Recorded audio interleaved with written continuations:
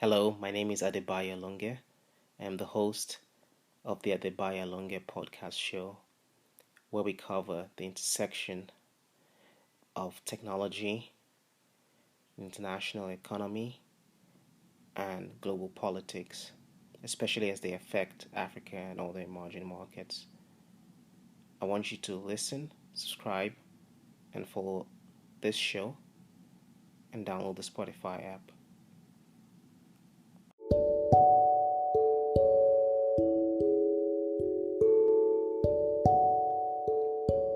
Hello, welcome to the Adebayo Alonge podcast show. I am a two-times inventor and startup founder that has developed a multi-million-dollar global business in deep tech, IoT, and crypto payments. Through the Adebayo Alonge podcast show, I will be sharing with you my thoughts about technology, global economy, and international politics. Join me and have fun in these intellectual journeys that we'll be undertaking together.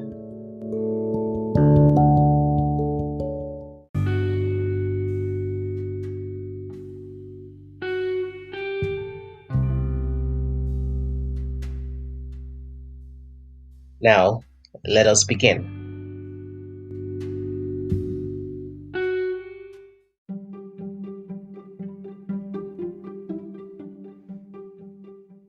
So today, I will be talking about my ancestry on Clubhouse.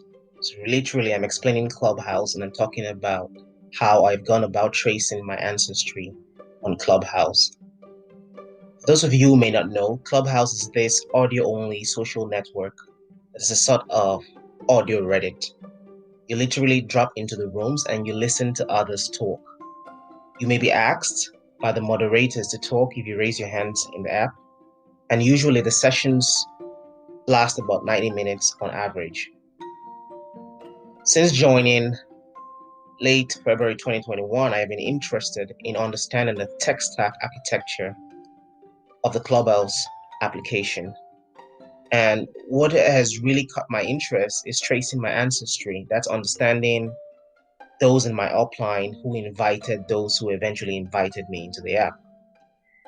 After some study, I was able to trace 7 ancestors who had joined before me, and who, once I traced them all the way back, the top line person, the originator top line person, actually joined in March 2020, and the direct upline to myself actually joined in January 2021. So you can actually see it's about 10 months between the originator in my ancestral line and the person who invited me into the app.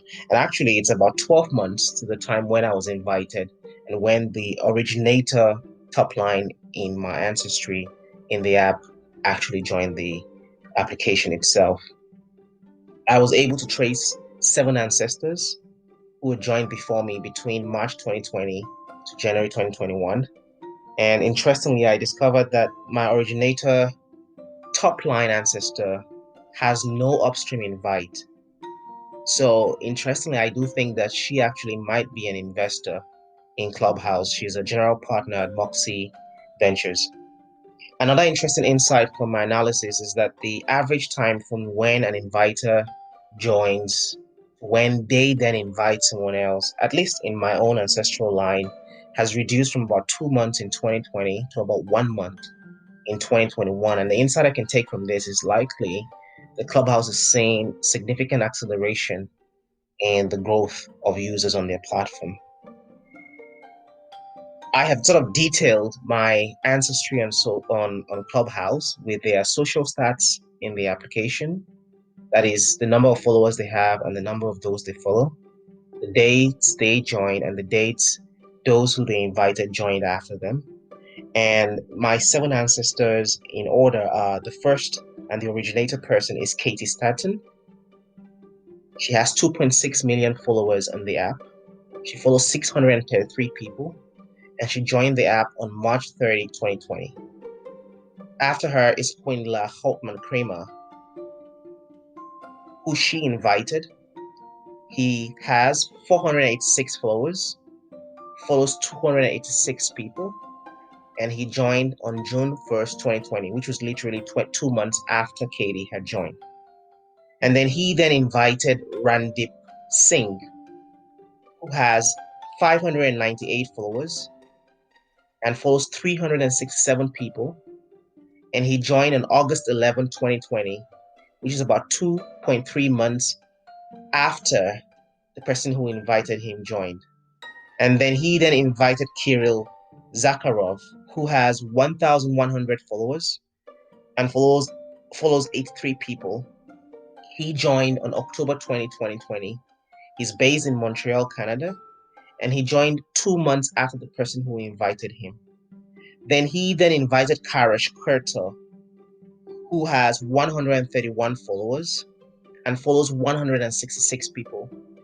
He joined December 2020, which is 2 months after the person who had invited him.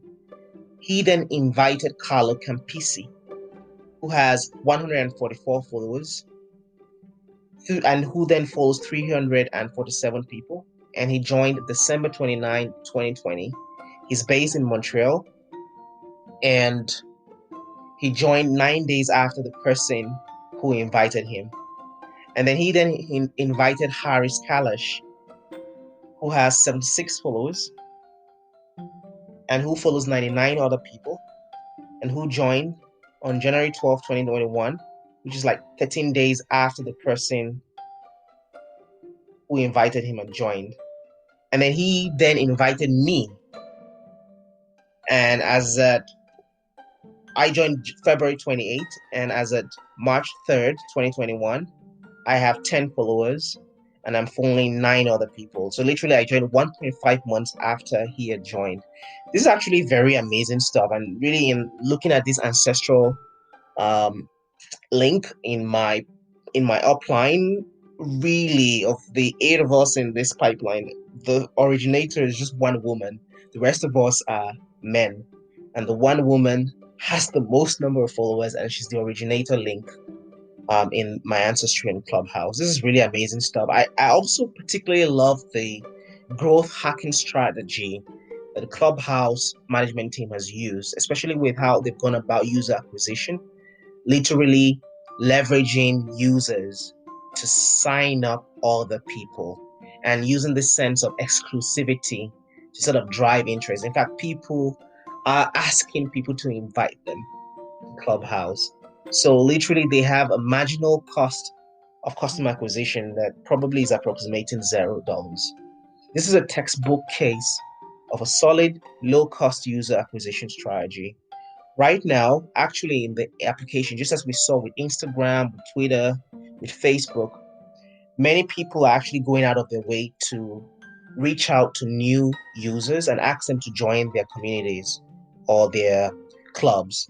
And the game that's being played right now is that people are trying to create their own communities and become like influencers, because by the time Clubhouse enables monetization through advertising, through influencer marketing, the people who have the largest clubs have a huge opportunity to monetize. So if you're not on Clubhouse and this is something that's interesting to you, probably want to go into this application and create your own club and build it so they can be in prime position to monetize. Already the platform is valued over $1 billion, even though it's non-revenue generating. And this is why I love platforms, platforms that are heavy on network effects. In this instance here, this is a social network, and its platform advantage is in its network effects. And this is why it's so highly valued. I love the business, actually, and I find the technology amazing.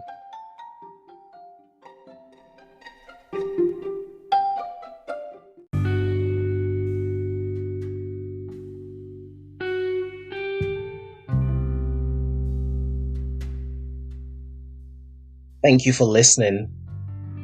You will find more of my writings on adebayoalonge.com.